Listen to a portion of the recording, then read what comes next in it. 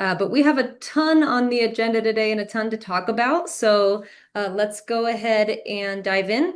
We are recording the sessions so that we can share with you all after to reference and share with your friends. So we're going to be talking today about the data center boom and what it means for the environment and the energy transition. But before we get into introductions of all of our wonderful panelists, I wanted to just take a moment to explain how this event will work.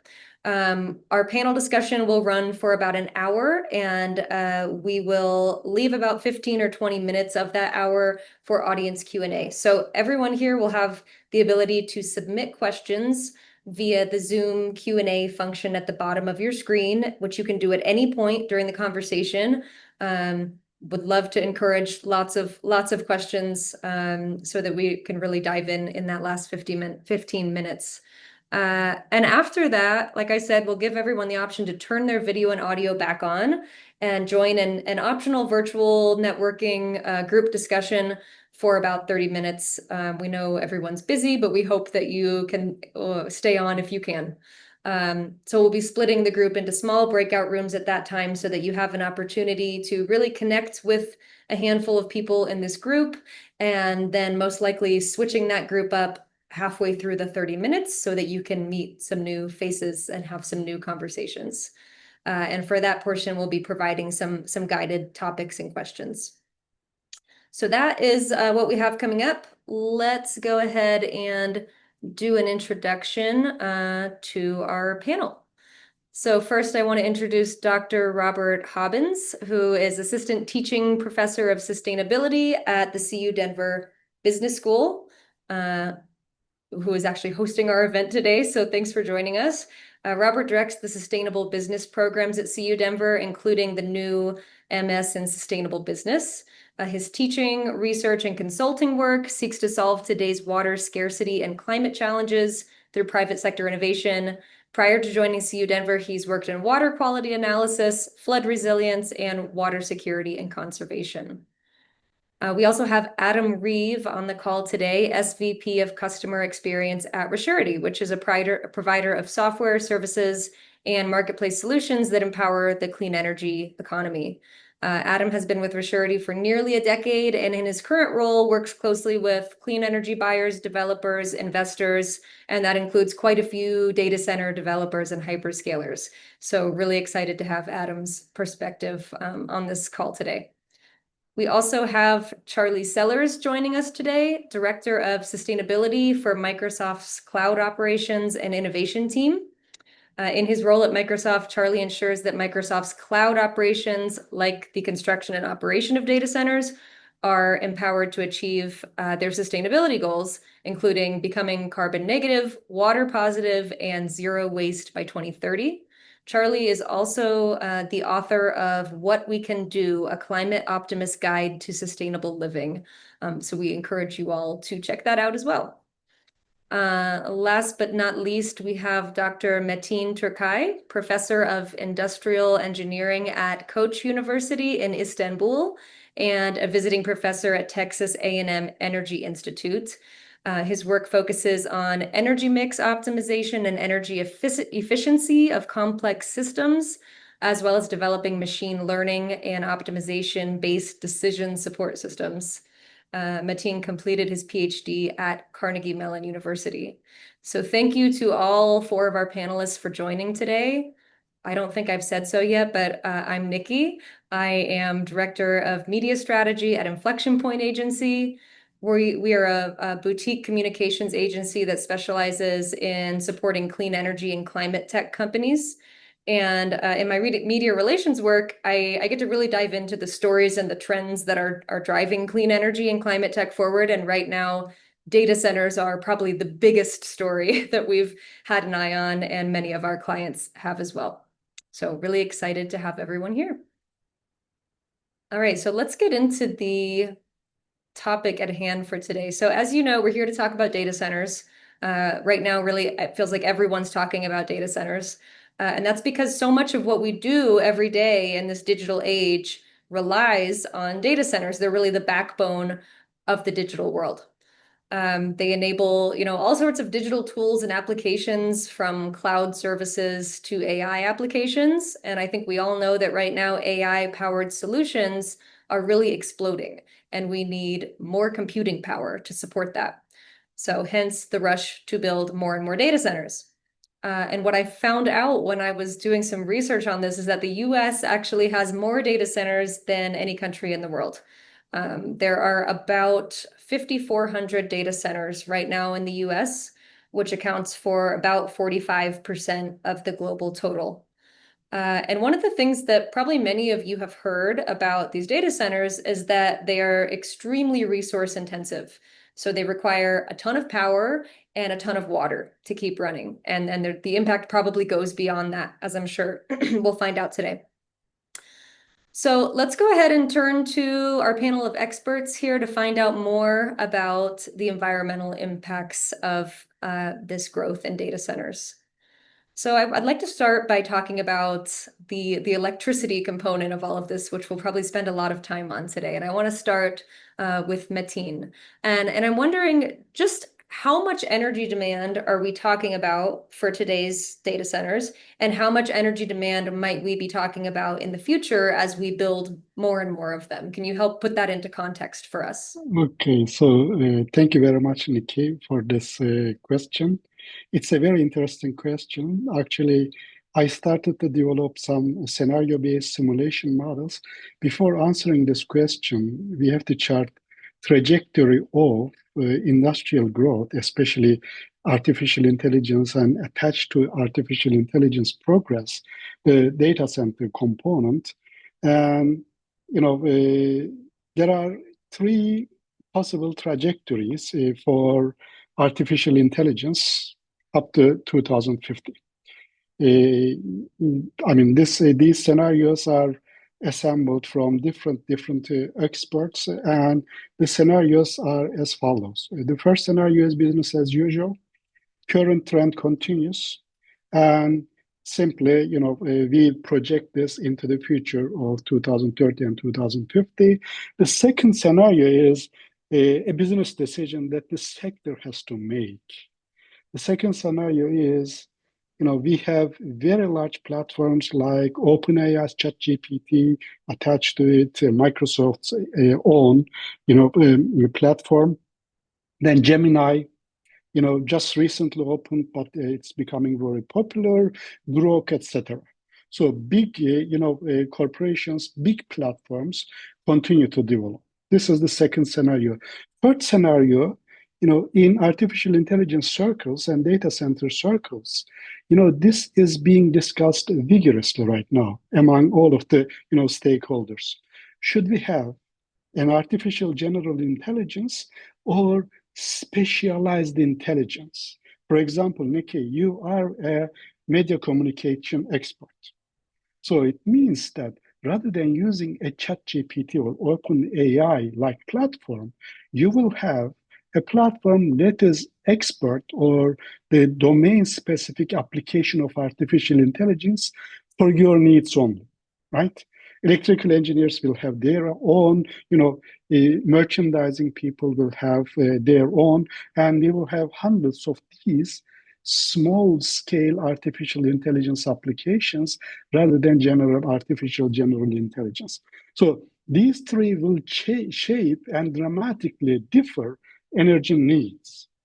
So let me talk to you about the worst case scenario in terms of environmental impact and energy, and best case for business. You see, here we are going to see strong clash between our societal needs and business needs, right, from sustainability perspective. So business needs will certainly favor many more applications, and that will influence our environmental impact dramatically. So according to our simulations, we are not going to see a strong change in the electricity mix by year 2030, but in year 2040, 17% of global energy consumption will go to fueling data centers that are running artificial intelligence applications. By 2050, only 25 years later, it will be 47.5%, according to projections. So this is the worst case scenario where only we have hundreds and thousands of domain-specific artificial intelligence applications. So this will be approximately 47% of the global, energy requirement or consumption, and associated with this, the environmental impact in terms of carbon dioxide equivalent emissions. This will account for approximately 22 gigatons of carbon dioxide in 2050. 22 gigatons of carbon dioxide is the total carbon dioxide emission of entire US. Everything is included.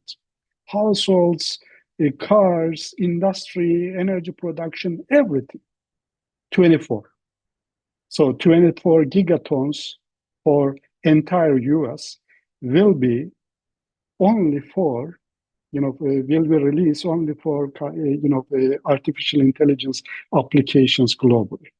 So we know that US is a major energy consumer in the globe. So it will be a significant contribution to carbon dioxide emissions if we do not mitigate the situation. Some of the mitigations are going to be based on the choices that the companies make. I'm sure at this stage, regulatory agencies and governments are going to intervene. We are talking about 47% of global energy consumption going to AI by 2050, and adding another US into emission scheme, right? Global emissions by artificial intelligence only. So there will be some intervention by the governments or United Nations, European Commission, etc., etc. So one of the aspects is this. The secondary aspect is what is the choice that the government are going to make in terms of their energy mix. So we went through all of the policy documents by entire governments, globally 180 governments, and we came up with their 2035 emission mix and energy mix and emission targets, and 2050 emission targets. And based on these, the best case is by 2040, 6% of the global energy consumption, best case. In that case, it means it is monopolization. Only one of these giants, right, will stay standing, right? Right. These are really staggering numbers. I did not realize that we were potentially only 25 years away from a world in which almost half of electricity consumption can be tied back to data centers.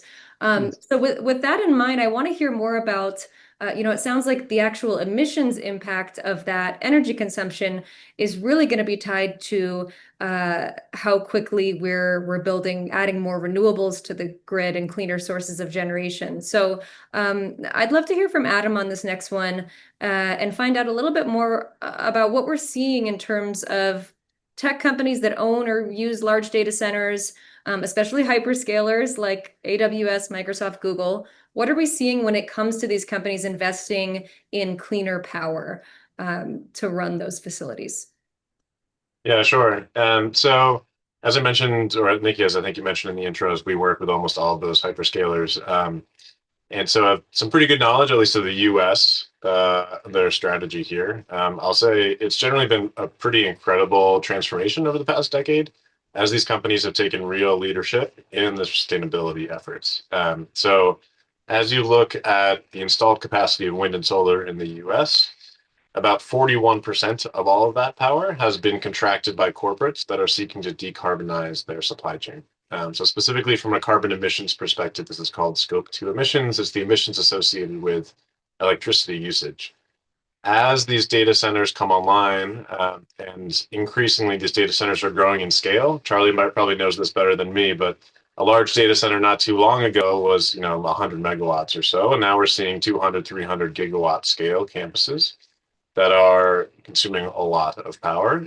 And so the corporate procurement has continued apace. And so the way that works for most of these hyperscalers is there isn't enough rooftop space on this data center or winds nearby, right? So you need to have an off-site procurement. And so it's called a PPA or a virtual PPA most typically, where effectively these hyperscalers, these corporates are agreeing to purchase for a long period of time, often a decade or more, renewable power from a wind or solar project. That's almost all of the procurement to date. There are some headlines recently about nuclear and geothermal, but I'd say those are the small minority of contracted capacity thus far. I think that'll start changing in the 2030s, but at this point, it's really wind and solar given the speed and ability to get that built here in the US. And so basically the corporate will buy the power for a long period at a fixed price. That certainty of paying a fixed price enables that project to get built, which otherwise would have a lot of risk. And it allows the power purchaser to claim the environmental attributes associated with that clean energy and basically source it as their own. That's been hugely successful over the past decade. And I think that there's some, questions about what that looks like going forward, in part based upon how carbon accounting is transitioning. But generally, we've seen that be a huge success in the U.S. and in Europe most recently. I'll stop there, but hopefully that's a helpful initial response. Happy to take a follow-up. Thank you if there's any. Yeah, thank you. So I know there's a big focus on solar, big focus on renewables. What other clean or cleaner generating technologies are on the table? Are companies getting creative in terms of where they're looking to invest beyond wind and solar? Yeah, short answer is yes. And I saw Charlie give a thumbs up about nuclear and geothermal. So maybe this will be a good tee up for him to talk about what that looks like. But in our experience working with these groups, firm power is increasingly being valued. So that's dispatchable resources. So geothermal nuclear has wonderful resource of being around the clock power. Batteries are starting to play a key role in that mix too.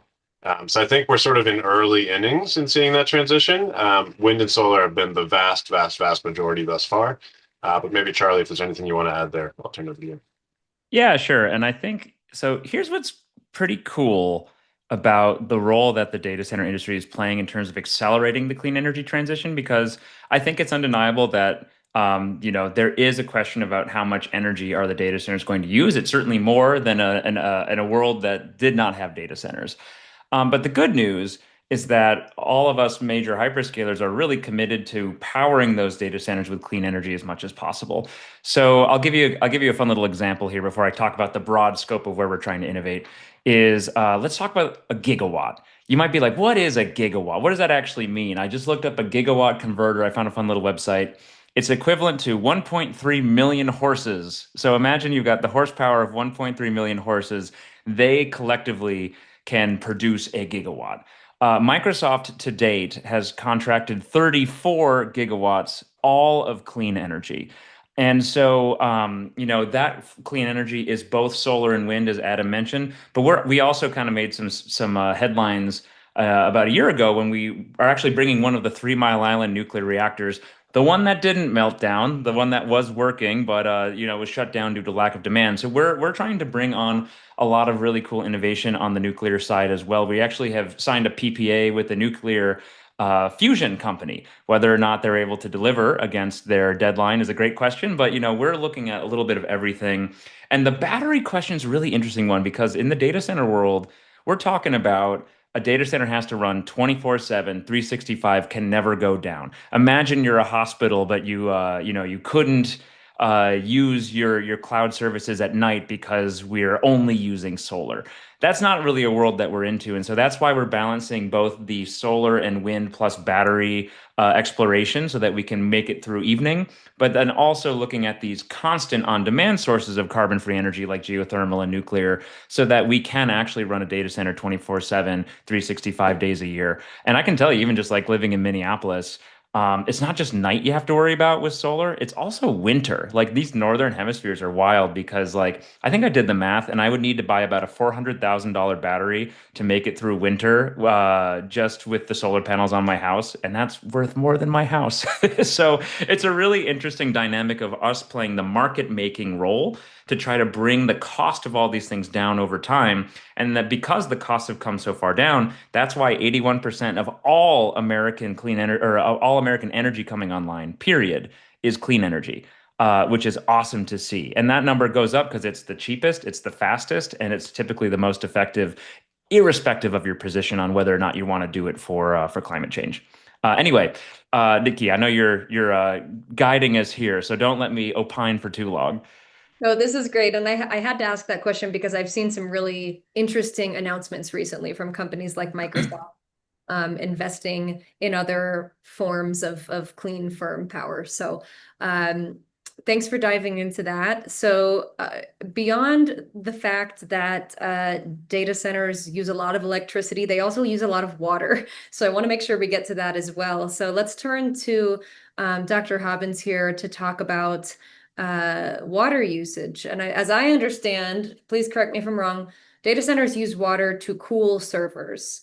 And I'd like you to maybe give us an overview of just why and how data centers are using water in their facilities and how much water are we talking about? Like, how big of a problem is this? Yeah, thanks, Nikki. I can address all those questions. So first of all, I would like to point out that, it is quite well known that data centers use quite a lot of water, especially the more traditional ones.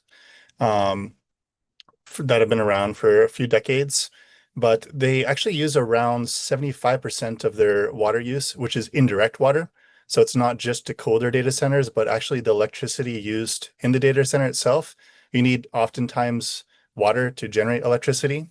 Think about a turbine. You heat up water, it spins a turbine, generates electricity. So that's the indirect water use. So everything we've talked about thus far about energy generation, the renewables, if they're renewables that are not using water to create them, that's definitely a plus. So thinking about where the data center is getting its energy from the municipal, electricity provider, depending on their portfolio, their energy mix, and which types of energy they're getting energy from, will if it does go nuclear, they definitely use quite a lot of water to cool those nuclear reactors. That's the indirect water usage of a data center. So that's kind of like if people are familiar with, carbon emissions, that's essentially like your value chain or your scope 3 type emissions.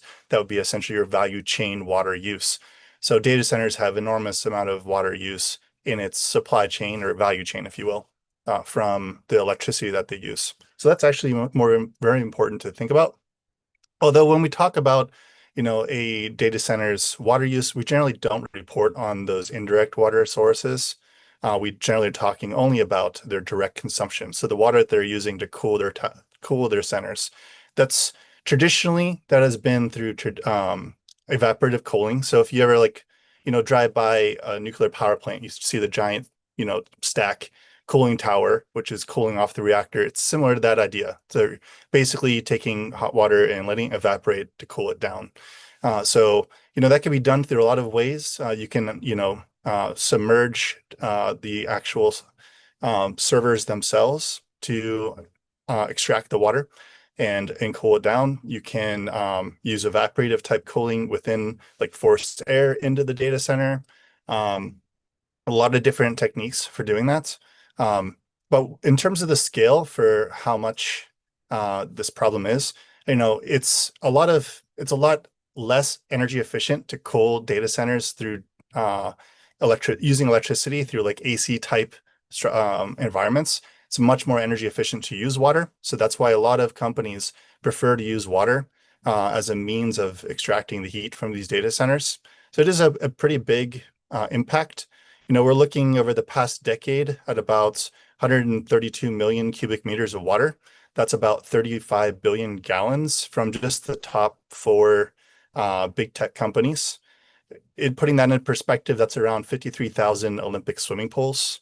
Another way to think about it is 36 Olympic swimming pools every day between 2020 to 2023. So it's a pretty big impact. Leading the 4 big tech companies, I'm talking Google, Microsoft, Apple, and Meta. Google is far above the others. They're sitting at about 24 million cubic meters. It's about 6.3 billion gallons of water use a year. That's up significantly. I believe that's up about 90% since 2021 up to 2023. So most of all the companies have grown in their water usage, primarily because of the demands from AI and data center growth. Another way to think about this water impact is, Google in one day uses equivalent about 1,300 people would consume in their entire lifetime. So it's a significant amount.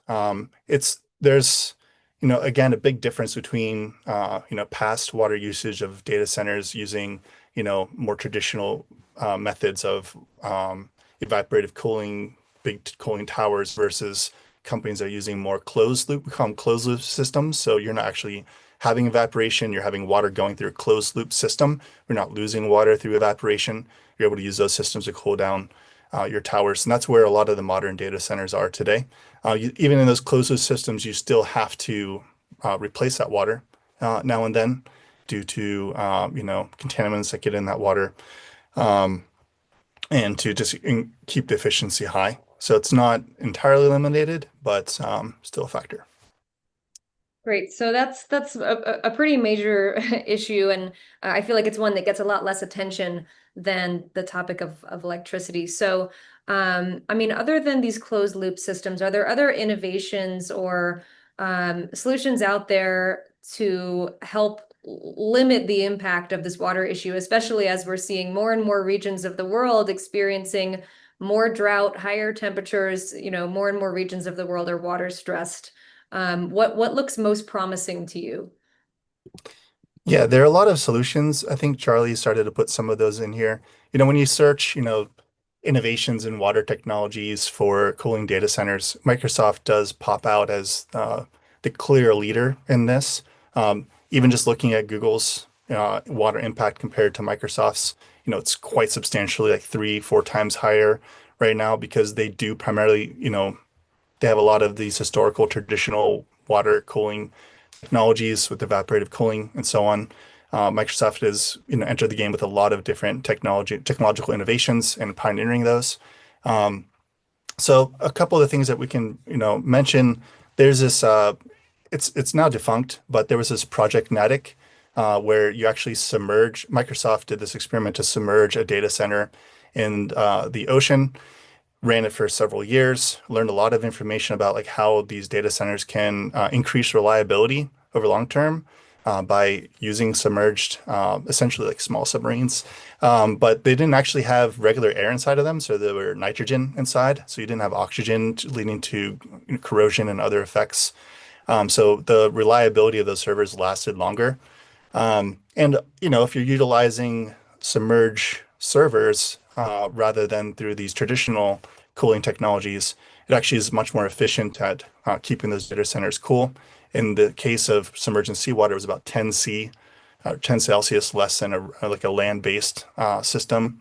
So Microsoft stopped that project, so they're not going to be bringing on a bunch of underwater subsurface data centers. But they did look at the idea of bringing the sea to the data center, essentially, is how we say it. So basically submerging individual servers into liquid and using like this 2-phase data immersion system to allow evaporation of some liquid, goes into evaporation and gets cooled down by this coil, and then goes back into the liquid. So it's self-contained, doesn't lose anything in the system.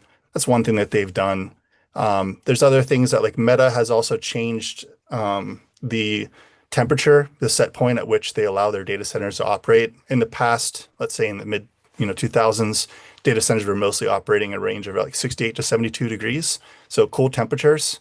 You've seen a lot of innovation with companies nowadays pushing that range higher. So if you don't have to cool your data centers down to 68 to 72 degrees, then you're able to reduce your energy use and reduce your water use as well as a result. So I know Meta recently was operating some of their data centers even up to around 90 degrees Fahrenheit, that is.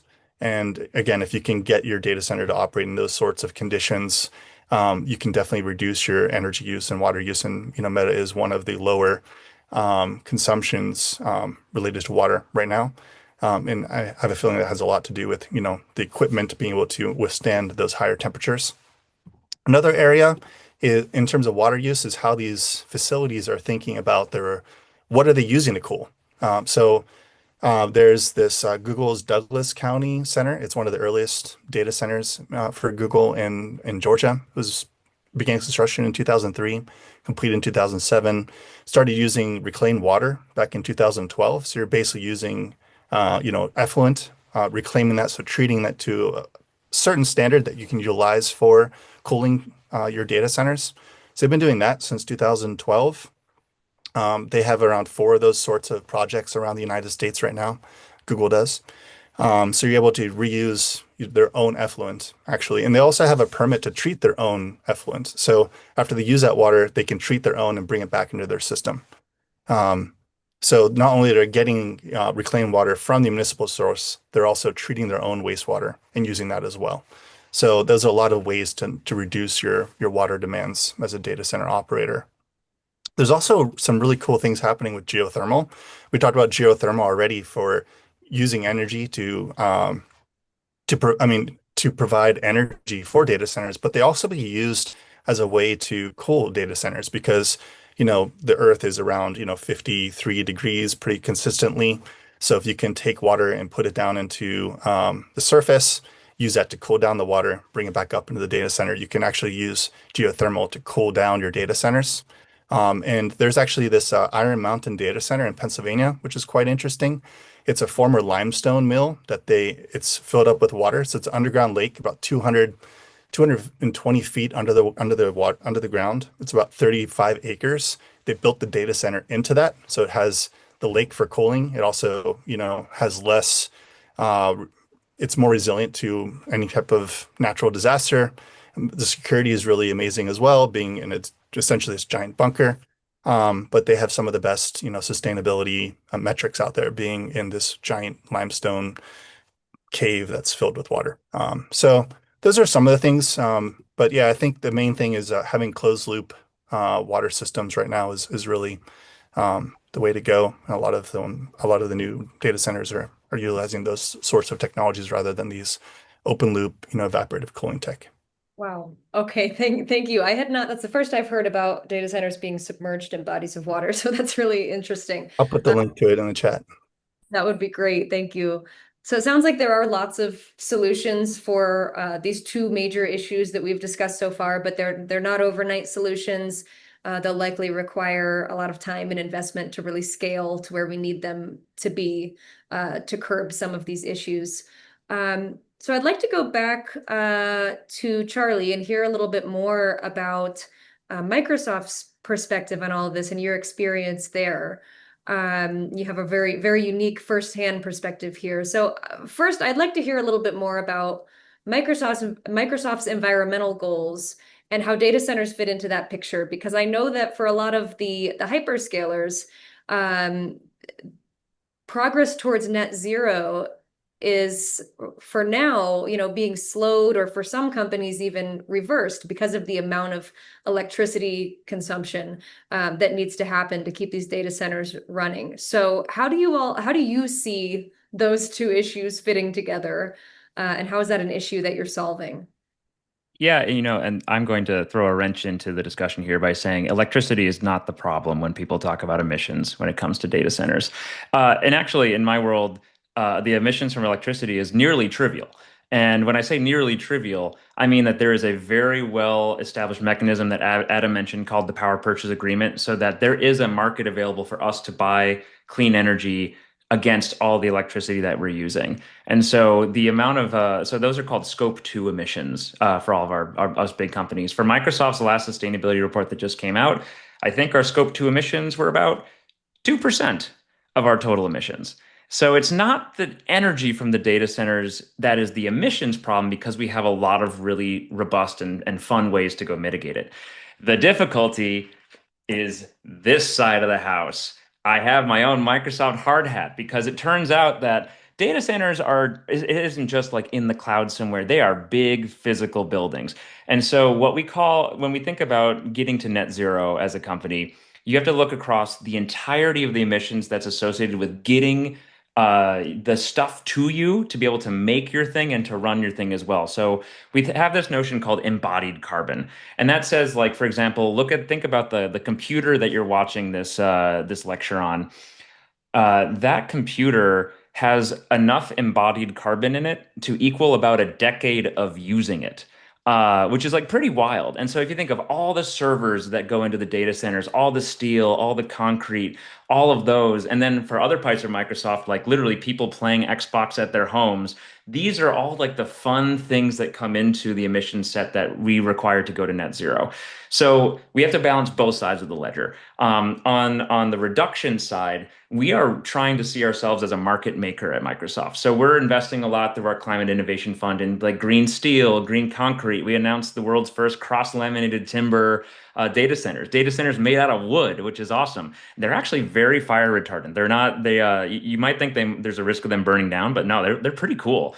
And that's a 35 to 65% reduction in the embodied carbon of the building materials. We've also got really fun partnerships with a lot of our supply base where we help them get to 100% carbon-free energy because that helps them reduce their operational emissions to service Microsoft. So you've got this huge supply chain, and that's where 98% of Microsoft, 96% of Microsoft's emissions are right now.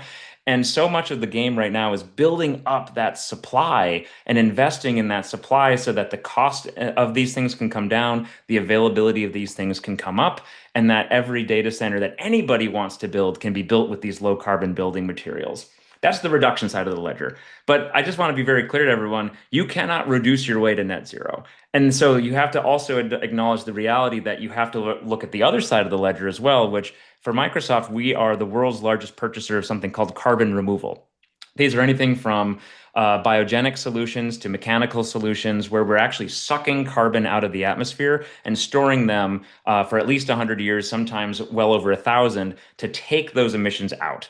And so we are trying to build that market as well so that with our residual emissions after all our reductions, we can apply the same amount of carbon removal to truly achieve net zero. Exact same thing on the water side as well. We're replenishing a lot of water. We're buying a lot of water replenishment projects with groups like Ducks Unlimited, which is super fun to like restore marshlands and wetlands that are at risk.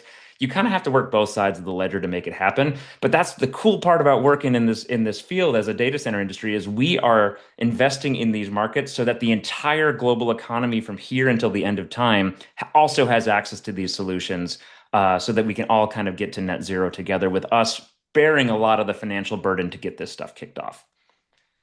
Wow, Charlie, I am so impressed that you brought your own hard hat to this conversation. And thanks for pointing that out because I have to say, maybe this is because most of my clients are in the renewable energy space, but that's not an aspect of this the data center environmental impact conversation that you hear a lot about or that I have heard a lot about. So I think it's interesting. We're really oftentimes stuck in that digital headspace and forgetting about the very physical form factor of these massive facilities and what it takes to build them out. I want to ask you one more quick one before we then open things up to audience Q&A.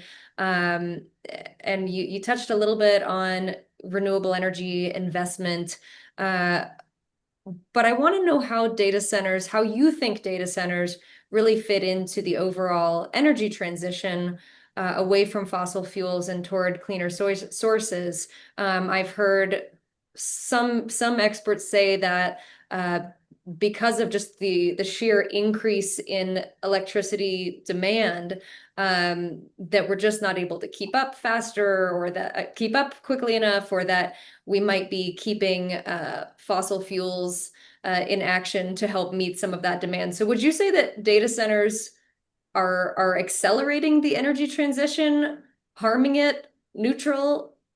How do you think it fits in? Yeah, and it's a really interesting question, Nikki, and I'm going to be a little spicy here for the audience, which is I don't know about the rest of y'all, but I was like refreshing my feed every 30 seconds when all the negotiations for the big beautiful bill were happening.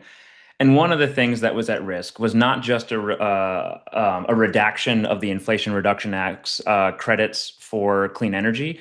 There was also the last minute addition of an excise tax that would have actually penalized and taxed clean energy projects coming online in a way that no other energy form would have taken. Guess what got removed from the bill by the Republican Senate and then later not reintroduced by the Republican Congress is all those penalties. And the reason that I heard time and time again in these discussions is the amount of investment that clean energy is bringing to our communities and the amount of jobs that it's bringing are really big. The amount of energy that we need in order to be competitive on a geopolitical level for our race of AI against other nation states is incredible. So, like, yes, I agree that in the best case scenario, it'd be great to use less energy. And I think the long-term hope and goal is that we can bend that curve.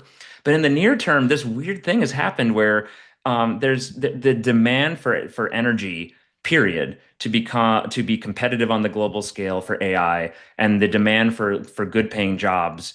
You look at what I said before, 81% of all energy coming online in 2025 is clean energy. The economic incentive because of this demand we've put into the market has made clean energy inevitable.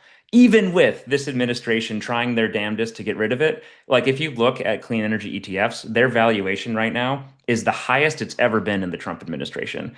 And I don't think this happens if there isn't demand for energy, unfortunately. So it's a bit of a spicy answer for you, Nikki, and I'm curious what the rest of the panel might have to say about it.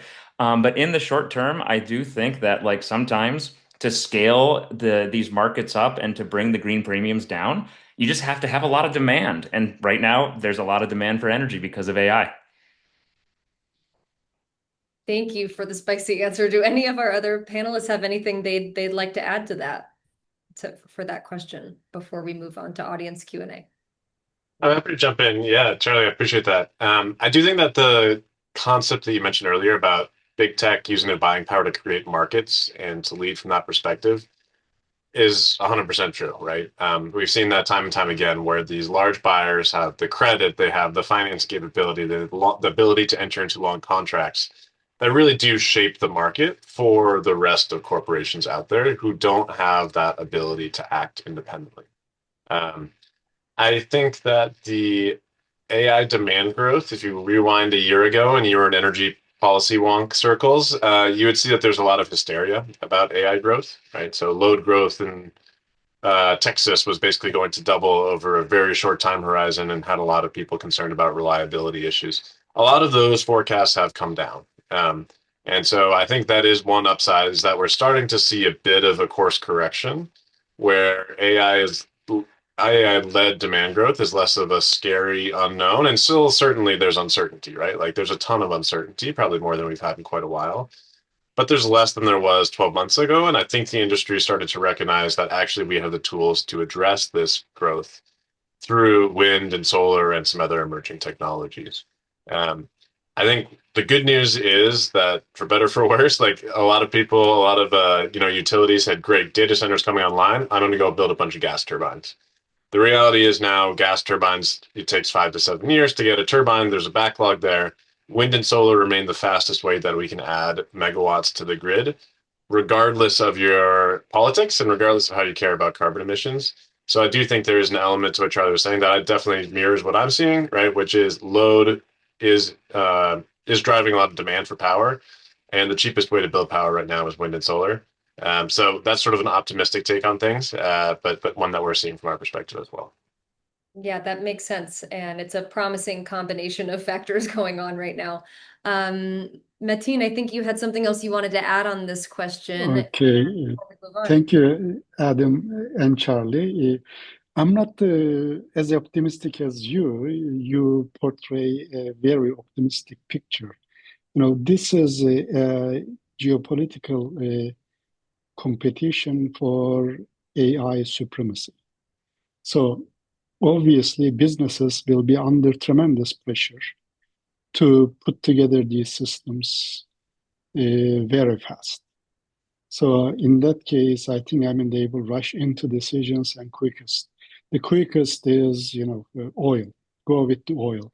Wind and solar, unfortunately, what happened in the energy landscape is, all of the wind and solar original equipment manufacturing companies were purchased by Chinese a few years back, especially GE's Vestar was purchased by Chinese companies, and also, many or all of the solar panel manufacturers in Europe were purchased by Chinese as well. So in that case, in terms of supplying the equipment, we also have problems. I think, there will be a mix, and we already see a wide, a variety of problems due to, over reliance on renewable. So I mean, don't get me wrong, I'm also, promoting, I also want to have renewable energy, but renewable energy is intermittent. So in that case, you need to have batteries storage batteries. And, in order to manufacture batteries, you need a lot of energy. And you need a lot of water as well, because these equipment are not, easy to construct. So if you consider life cycle, assessment, perspective, again, we are going back to the original square one, where we have to, address these issues. So increasing the capacity of renewable is also not free, right? I mean, it's also causing a lot of emissions. So without having a very intelligent and clean solution, like there is light ignition facility at Lawrence Livermore, right near San Francisco. If they are successful, it will be very good. Small nuclear reactors, right, in the size of a container, not a building, humongous building. It will be very useful. But we will see. I think until 2050, we will have to have a mix of different technologies. Like we need gas, we need oil. I'm not very happy with coal, but we need everything. If we rely on it, we had seen examples. For example, a few months back in Spain, entire electricity grid collapsed. Why? Because they were reliant on, renewable energies, and something happened. We don't know.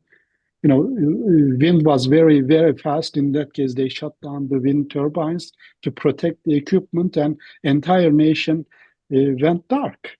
You see, we have horrible examples of these. So I think risk mitigation and also intelligent design of smart grids is the way to go in the medium term, until we have this magic bullet technology coming from nuclear energy, nuclear fission, right? Not fusion.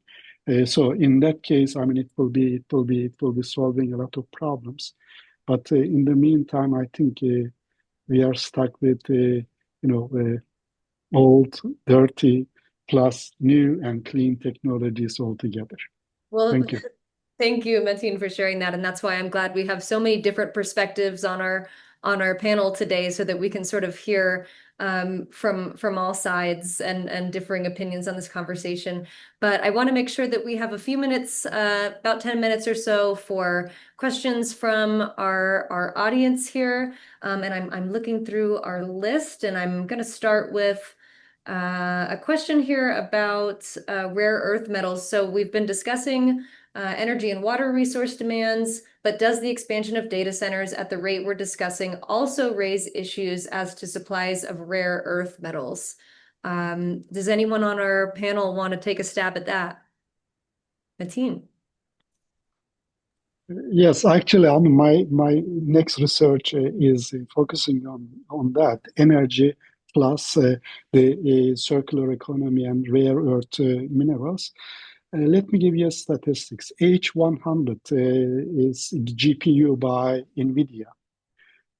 Consumes or releases carbon dioxide emissions equivalent to 350 gallons of gasoline. One GPU, you see, during the manufacture. So in order to extract 1 gram of material, gallium, etc., you need, you have to, in order to produce 1 gram, you have to process 1 ton of dirt, right? So this is only for gallium. So other materials, etc. It is a very, painstaking and involved job, right? I mean, digging the earth, to finding all of these rare earth minerals, and processing it and making it ready. So H100 is about half a kilogram or 1 pound. So the newest GPU that everyone is rushing into buying, for example, Grok ordered approximately 20,000 of these, 20,000. Each one weighs 32 kilograms or 64, 65 pounds. See, we are talking about, 60-fold increase in terms of rare earth mineral requirement. So how do you bring it? First, some of them are coming from deserts in Libya. Some of them are coming from Norway, China, Pakistan, India, Argentina, etc. All of these locations, and Australia even. So we are moving mountains and mountains of material to extract 1 or 2 grams of valuable material. So we are short of it. First of all, even if we are not short of it, it is very resource extensive. So on that regard, I see a plateau, or what we are going to do is we are going to develop very, efficient circular economy technologies. I think some companies were able to do this. I follow Apple, for example. They are not purchasing virgin aluminum anymore. They are recycling all of the aluminum for their materials or for their products. So it will happen. So we have seen some examples, but again, the scarcity of rare earth minerals is going to be a major problem. Unfortunately, we cannot find more of it because 90% of current rare earth minerals and the production capacity is in China. So in that regard, either we explore and find new ones, new deposits, or we recycle them. Right. So more complicating factors here. And I want to thank Jerry for that question. I'm excited to see that this conversation has evolved beyond where I thought it would focus, just, with a focus on power and water. So there's a lot of other factors here that have to be considered. I think we have time for one more audience question, and then please take the rest of them into our group discussions in the breakout rooms after this. I think this is on a lot of people's minds here. Going back to renewable energy project development to help power these data centers. Leslie has a question here in the chat and mentions you're a clean power project developer and that your field faces a lot of challenges right now with getting projects built and connected to the grid. Do we think that given the demand for these projects, that big firms, tech companies will be supporting more on the legislative side to help get these projects incentivized, built? What might that look like? Charlie. I suppose I can probably take that one. So the way that this works tactically at large companies is that you will have a group of individuals within the company get aligned and then put out something called a policy position paper. And that policy position paper more or less kind of defines the company's perspective on a given political topic. And then that ends up being the basis for any future meetings that might happen with governments or collaborations as legislation is being considered or introduced. And so, if you want to get a sense of how all of the big dogs are doing it, you can probably look online for some of those policy position papers. Like I know, for example, at Microsoft, we wrote a big policy position paper on our stance on nuclear energy. And we called for a couple of things that we wanted to see in order to expand and accelerate the use of renewable or nuclear energy in the globe. And so you're going to see similar stuff from Google, Amazon, et cetera. It might not always be loud and bombastic. I think a lot of folks were kind of expect the big companies to be loud and bombastic to kind of fight against legislation that they think might be bad for the clean energy transition. I think we're a little bit quieter. We're working behind the scenes and working directly with a lot of these lawmakers to make sure that we're putting our position out there and that hopefully that they're listening as well. So that's like the quick answer, I would say. Great, thank you. And perfect timing, because I want to have us move on now so that everyone has time to chat in their breakout rooms. But first, I just want to thank all of our panelists today.